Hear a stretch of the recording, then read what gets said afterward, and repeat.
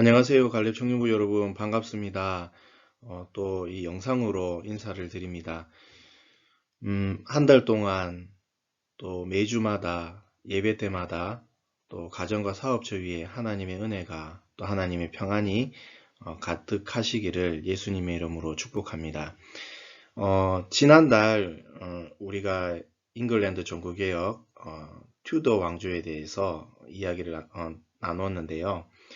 오늘은 잉글랜드 종교개혁 스튜어트 왕조에 대해서 이야기를 하려고 합니다. 그런데 지난주에 있었던 나누었던 설명드렸던 부분을 잠시 나누고 오늘 스튜어트 왕조에 대해서 이야기를 드리도록 하겠습니다. 튜터 왕조는 잉글랜드를 다스린 왕조입니다.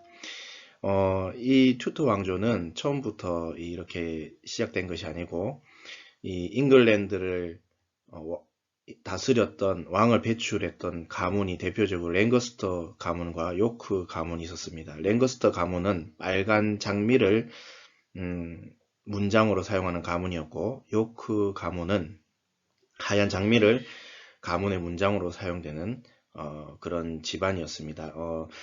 두 가문이 서로 왕을 하기 위해서 전쟁을 벌였습니다. 그래서 사람들은 두 장미의 싸움이라 해서 장미전쟁이라고 일컬었고 그 전쟁이 1, 2년이 아니라 무려 30년 동안 한 세대 동안 피 터지게 싸우고 전쟁을 하였습니다. 결국에는 빨간 장미의 랭게스터 가문이 승리하게 되었지만 자신들만 가문을 세우는 것이 아니라 전쟁에서 졌던 요크 가문의 딸을 결혼을 같이 하게 되어서 결국에는 랭거스터 가문과 요크 가문이 합쳐져서 튜터 가문이 되었습니다. 그래서 이 보시다시피 튜터 가문의 문장은 겉에는 빨간 장미, 속에는 하얀 장미로 구성되어 있습니다. 이 보라색인 잉글랜드 지역을 이제 다스리 가계도를 보시면 튜터 왕조가 왼쪽에 있고 오늘 배울 스튜어트 왕조가 오른쪽에 있습니다. 이 튜터 왕조의 시작은 헨리 7세로부터 시작됩니다. 헨리 7세가 이 장미 전쟁을 끝내고 튜터 왕조를 시작했는데 그에게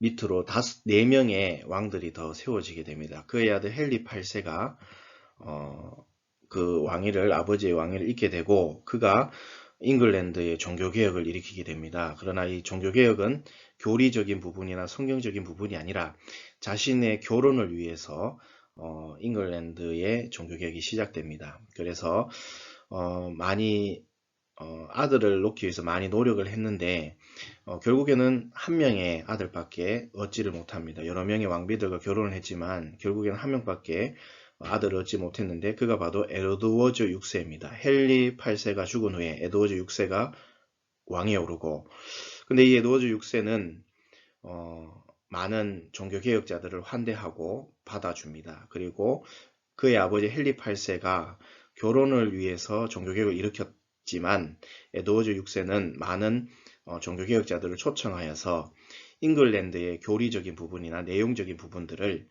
종교개혁하는 데 노력합니다. 그러나 그는 병에 걸려서 병이 들어서 재위한 지 5년 만에 죽게 됩니다.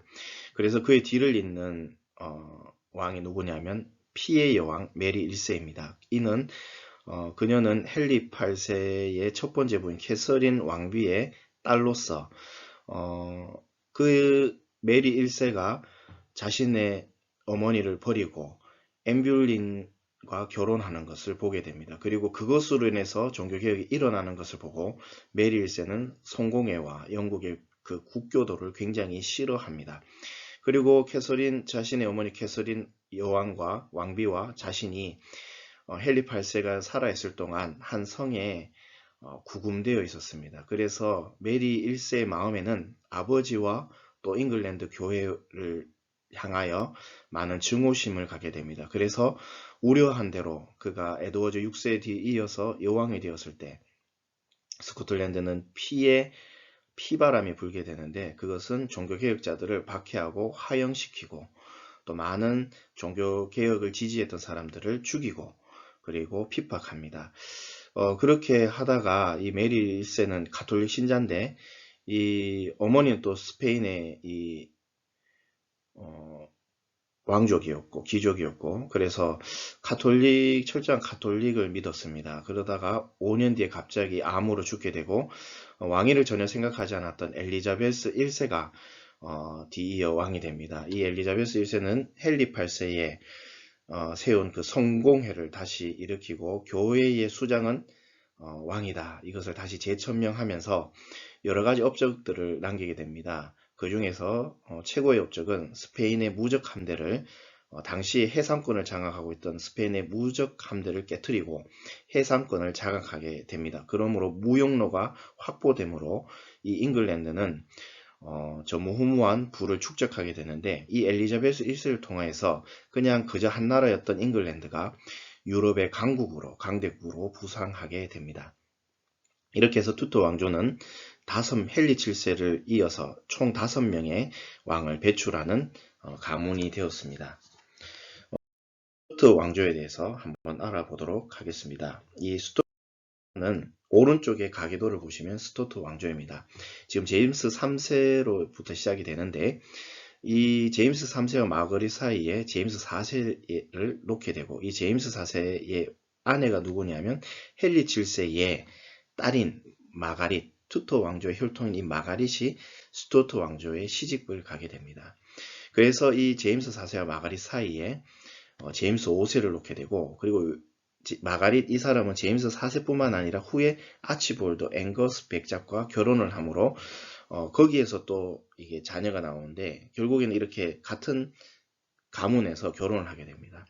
우선 이 제임스 4세와 마가릿이 결혼해서 제임스 5세를 놓고, 이 제임스 5세는 프랑스의 왕족인 마리 드 기즈라는 이 왕비를 맞이하게 됩니다. 그래서 메리 스투어트를 놓게 됩니다. 이 메리 스투어트가 이 헨리 7세 딸 마가릿의 친손녀가 됩니다. 그리고 이 메리 스투어트는 이 마가릿과에서 이렇게 생긴 자녀의 자녀 헨리 스투어트, 달리경이라고 하는데, 이 사람과 결혼을 해서 제임스 1세를 놓게 됩니다. 제임스 왕조에 대해서 당시 잉글랜드와 스코틀랜드의 종교 상황을 대해서 한번 알아보도록 하겠습니다. 잉글랜드는 원래는 의회가 강한 나라였습니다. 그래서 왕도 의회를 건들 수 없는 나라였는데, 이것이 어떻게 이렇게 되었느냐 하면 1215년에 로빈 후드의 배경에도 나오는 그 악한 왕으로 나오는 이 존 왕이 당시에 나라를 굉장히 무능하게 다스렸습니다. 이때 잉글랜드는 프랑스에도 영토가 있었는데 그 영토도 거의 다 상실하게 되고, 결국에는 나라를 잘못 다스려서 귀족들이 일어나게 됩니다. 이 귀족들이 그래서 왕의 이 권한을 제한을 하는데, 그것이 서명한 것이 마그나 카르타입니다. 그래서 교회는 국왕에서 자유롭습니다. 국왕이 교회를 다스릴 수 없습니다. 교회는 국왕에서 자유롭고, 또 왕의 명령만으로 세금을 거둘 수가 없습니다. 왕이 세금을 거두라고 해도 의회의 허락을 맡아야 됩니다. 그리고 런던과 다른 자유시들도 자체적으로 관세를 정합니다. 왕이 정하는 것이 아니고, 왕은 또한 따로 정해진 사안에 대해서만 의회를 소집할 수 있습니다. 의회를 소집할 수 있는 권한이 왕에게 있지만 정해진 사안에 대해서만 소집할 수 있는 것입니다. 그리고 잉글랜드의 자유민은 법이나 재판을 통하지 않고서는 자유나 생명이나 재산을 침해받을 수 없습니다.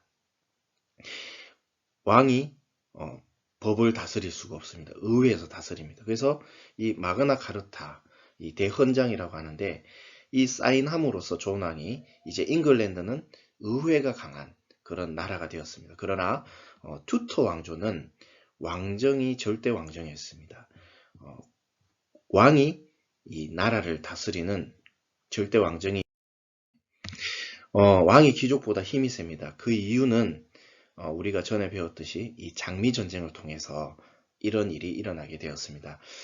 이 장미전쟁에 수많은 가문들이 있었는데, 이 랭그스터와 요크 가문의 그 서로 왕을 지지하는 귀족들끼리 전쟁을 30년 동안, 무려 30년 동안 벌려서 결국에는 헨리 7세가 장미전쟁을 끝맺었을 때 살아남은 가문이 30여 가문밖에 없었습니다. 그래서 자연스럽게 이 잉글랜드는 이 튜터 왕조가 절대 왕정을 가지는 그런 구조가 되었고, 그래서 잉글랜드는 왕이 귀족보다 힘이 있었고, 스코틀랜드는 반대로 귀족이 왕보다 힘이 있었습니다. 그래서 잉글랜드는 자연스럽게 종교개혁이 굉장히 제한되었습니다. 왕의 명령에 따라 제한되고 더 이상 펼칠 수 없는 구조였던 반면에 스코틀랜드는 귀족이 왕보다 힘이 셌는데, 이 귀족들은 당시의 칼빈 사상을 받아들이는 종교개혁을 지지했던 귀족들이 대부분이었습니다. 그래서 스코틀랜드는 잉글랜드의 상황과 반대로 장로교, 그의 칼빈의 사상을 받아들인 장로교가 굉장히 흥왕했고, 그리고 장로교의 나라가 되었습니다. 그러면 잉글랜드는 이 튜터 왕조가 귀족보다 힘이 셌는데 어떻게 해서 스코틀랜드는 왕이 귀족보다 힘이 없게 되었을까요? 그것은 스코틀랜드의 왕권 약화의 이유가 왕이 일찍 죽었. 스투어트 왕조의 오늘 배울 메리 스투어트에 대해서 알겠습니다. 이 메리 스투어트는 마가릿의 친손녀입니다. 그리고 그의 어머니는 프랑스 왕족입니다. 그런데 이 아버지 제임스 5세가 메리가 태어난 지 일주일 만에 요절을 하게 됩니다. 그래서 결국에는 1살 된 메리 스투어트가 왕으로 등극하게 됩니다. 그러니까 섭정을 하게 되고 귀족들이 힘이 더 있게 되는 상황이 된 것입니다. 이 메리 스투어트는 스코틀랜드의 왕이었지만 이 할머니를 통해서 잉글랜드 투토 왕조의 혈통이었고, 그리고 이 마가릿의 같은 계열인 헨리 8세 계통입니다. 그런데 이 헨리 8세는 튜터 왕조에서 엘리자베스 1세를 정실의 자녀로 인정하지 않았습니다. 그를 서출, 그러니까 정실이 아니라 후궁의 자녀로 공표했기 때문에 잉글랜드 왕이 계승자 순위에서는 엘리자베스 1세보다 이 메리 스투어트를 더 서열이 높았습니다. 결국에는 나중에 이야기가 나오지만 엘리자베스 1세는 이 메리 스투어트를 굉장히 경계하게 됩니다. 이 메리 스투어트는 왼쪽에 보시면 이 사진이 메리 스투어트의 그림입니다. 이 불운의 여왕이라고도 하는데요. 이 스코틀랜드에서 출생했고 출생한 지 일주일 만에 여왕으로 등극하게 됩니다. 이것은 스코틀랜드 왕권이 약화로 이어지게 되고, 결국에는 이 헨리 8세가 자신의 튜터 왕조의 피가 들어갔기 때문에 이 메리 스투어트를 자신의 아들 에드워즈 6세와 결혼을 시키려고 합니다. 그래서 스코틀랜드를 자기가 먹으려고 했는데, 그래서 뭐 협상도 하고 계약도 맺고 동맹도 맺고 했지만 결국엔 이 계약이 파괴되고 메리 스투어트의 어머니, 이 메리 스투어트를 헨리 8세로부터 지켜주기 위해서 메리 스투어트의 어머니 마리 드기지의 고향 프랑스의 궁정으로 이 메리 스투어트를 유학을 보내게 됩니다. 6살 때 유학을 가서 그의 어머니 고향에서 13년 동안 거주하게 되는데, 그곳에서 굉장히 궁정에서 생활했기 때문에 많은 문화 혜택을 누리게 됩니다. 그리고 그곳에서 함께 자란 프랑스와 2세와 결혼을 하게 되고, 그가 결국에는 왕이 됨으로써 1559년에 이 메리 스투어트는 프랑스와 2세의 왕비가 됩니다. 그러나 이 프랑스와 2세가 등극 제위한 지 1년 4개월 만에 갑작스럽게 요절하게 됩니다. 원래 몸이 많이 약했는데 1년 4개월 만에. 이 메리 스투어트는 봉텐블로 궁전에서 자라게 되는데, 이것이 봉텐블로 궁전의 외부이고 이것이 봉텐블로 궁전의 내부입니다. 굉장히 외관과 내관이 화려합니다. 이곳에서 13년 동안 메리 스투어트는 자신의 남편과 함께 지내고 생활을 하게 됩니다. 이 메리 스투어트는 그러나 어릴 때부터 왕족이었고 여왕이었고 그런 생활들을 누리다 보니 자연스럽게 마음이 교만했을지 모릅니다.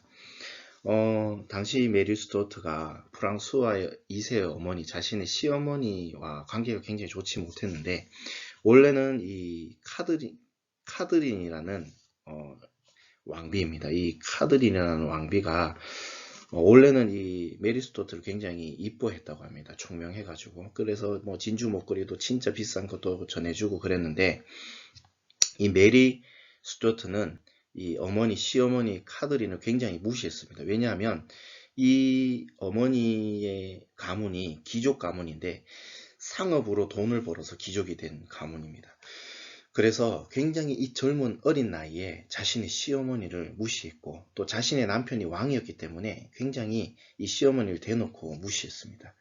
그런데 1년 4개월 만에 자신의 남편이 죽고, 그의 동생, 프랑스와 2세 동생, 그러니까 카드린의 둘째 아들을 왕위로 세우게 돼서 이 프랑스의 권력이 메리 스튜어트에서 카드린으로 자연스럽게 넘어오게 되고, 당시에 굉장히 자신의 며느리에게 멸시당하고 수치당했던 그것들을 이 분풀이를 하게 됩니다.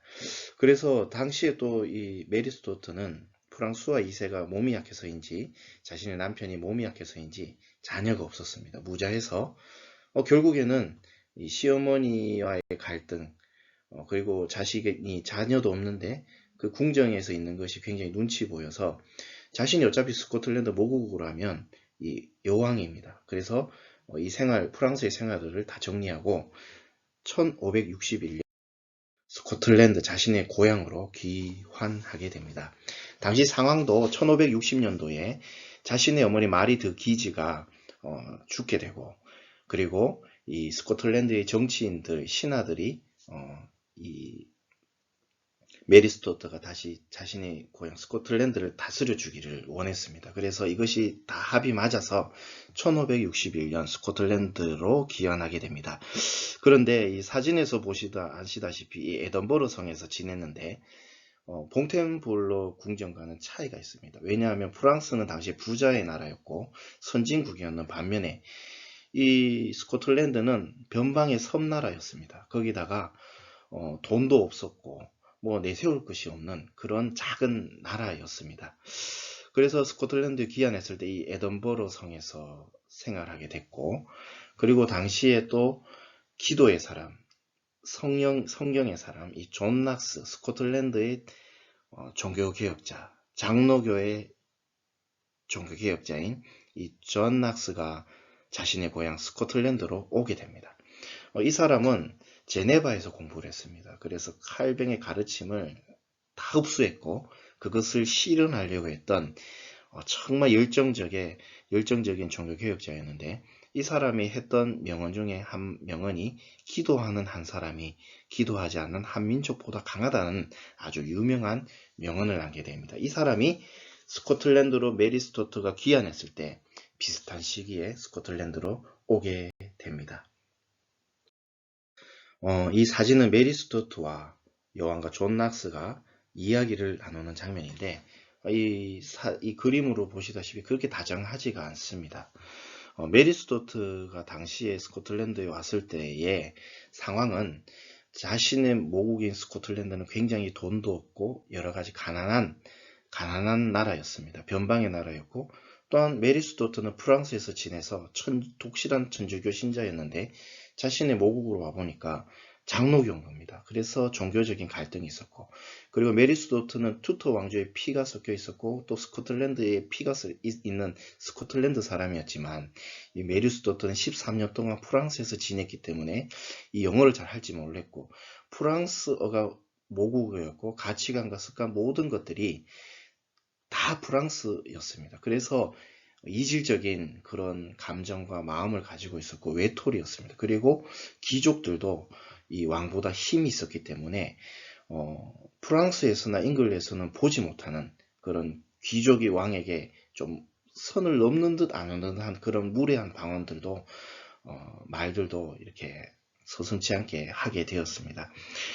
이런 상황에서 메리 스튜어트가 존 낙스에 대한 감정을 이런 말로 합니다. 1만 군대보다 존 낙스의 기도가 더 무섭다.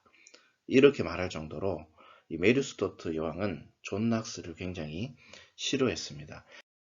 여왕을 등극한 후에 굉장히 불우했는데, 두 번째 남편인 헨리 스튜어트와 결혼을 했는데 그가 1567년 2월에 피살당하게 됩니다.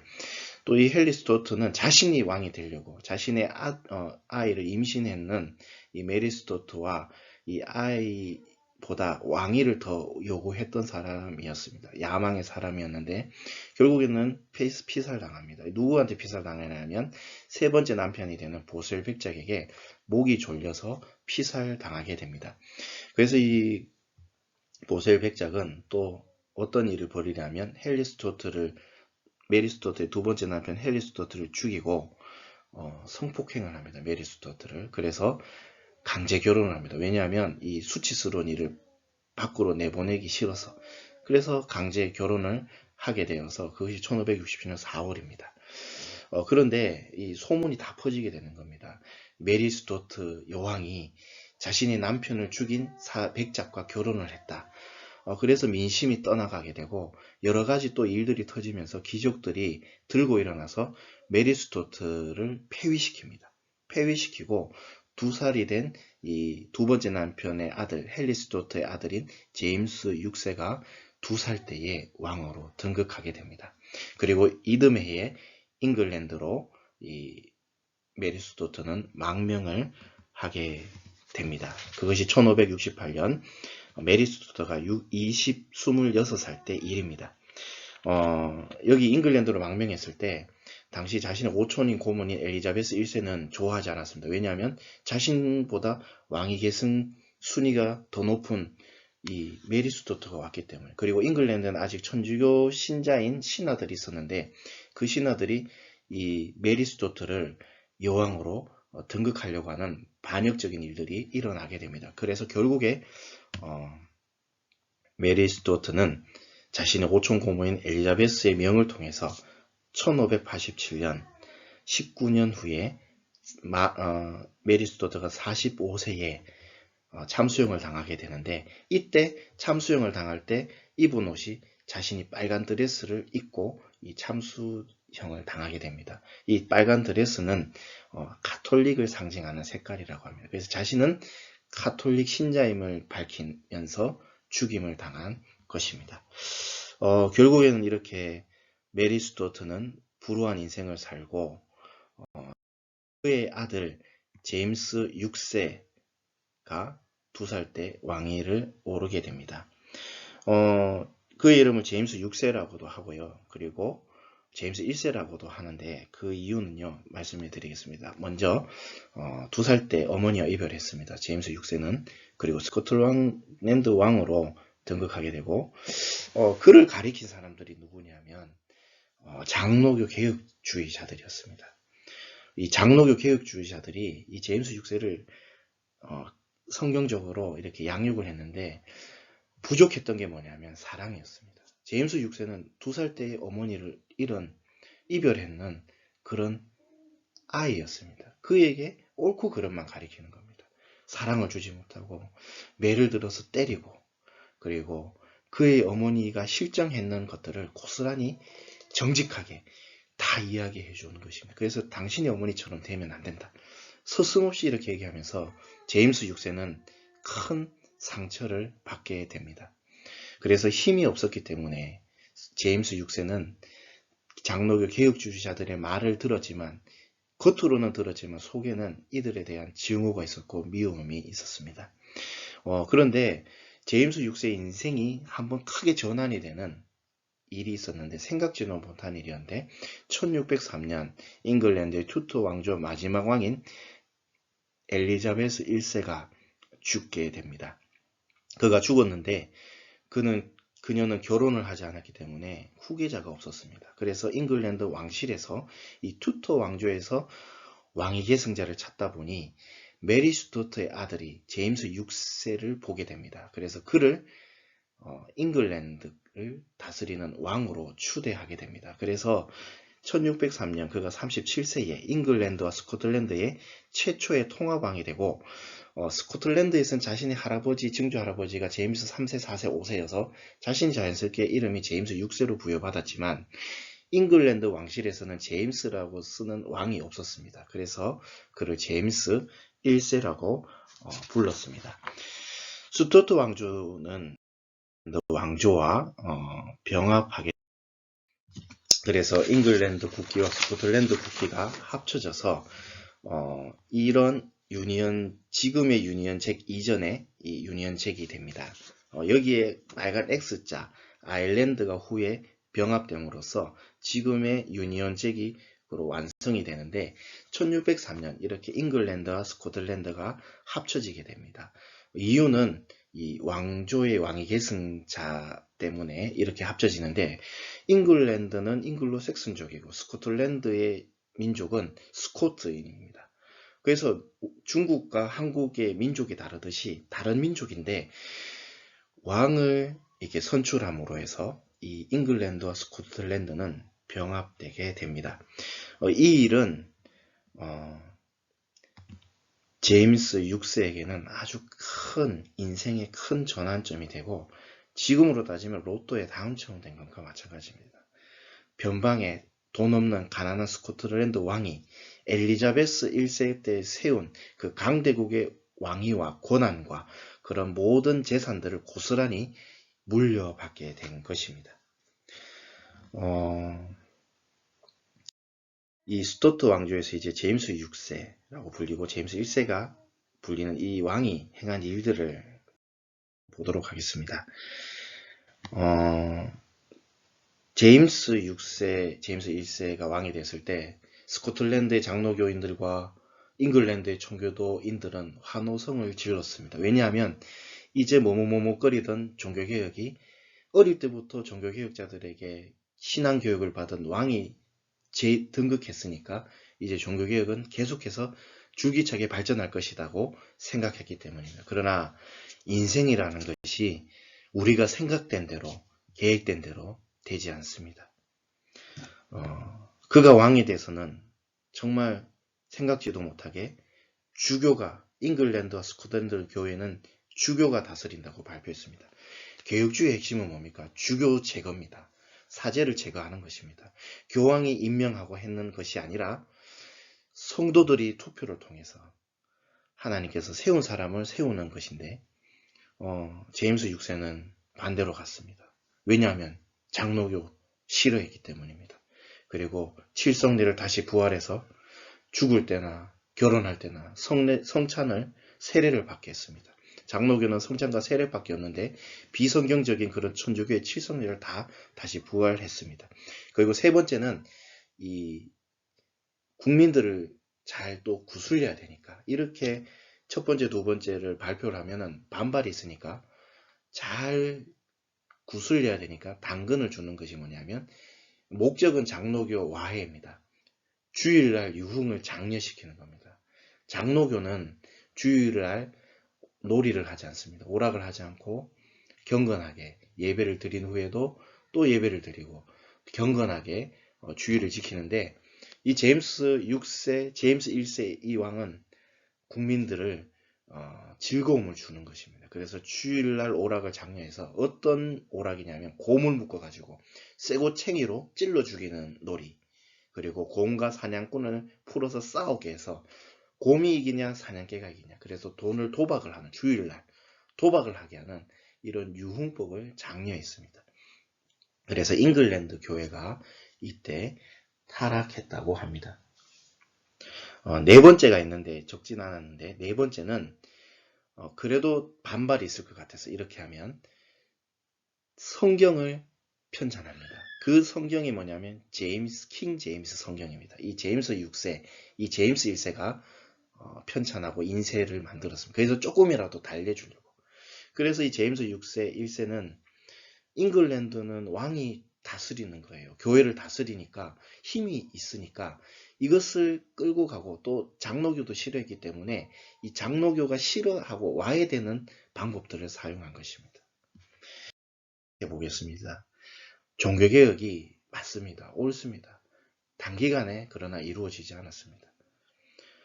정말 오랜 시간 기간 동안 한 걸음 앞으로 나가면 두 걸음 뒤로 나가고 한 걸음 앞으로 나가면 세 걸음 뒤로 나갔다가 또 다시 세 걸음 앞으로 가면 두 걸음 뒤로 가고 이런 반복적인 개혁의 시간들이 있었습니다. 진통의 시간들이 있었습니다.